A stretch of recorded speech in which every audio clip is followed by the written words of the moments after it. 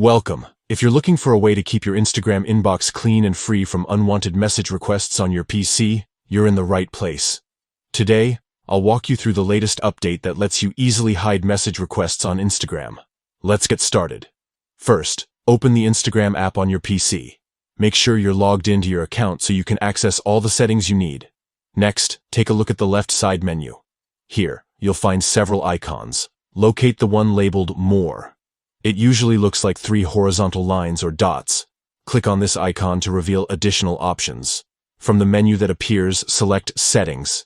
This will take you to a new page where you can manage your account preferences and privacy controls. Inside the Settings menu, look for the section called Hidden Words. Click on it. This area is designed to help you filter out unwanted content, including offensive comments and spam messages. Now here's the important part.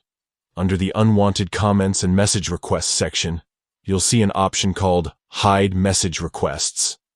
Simply toggle this switch to enable the feature. Once this setting is turned on, Instagram will automatically filter out messages that look like spam or contain offensive content. These messages will be sent to a hidden folder instead of your main message requests inbox, so you won't have to deal with them cluttering up your space. That's all there is to it.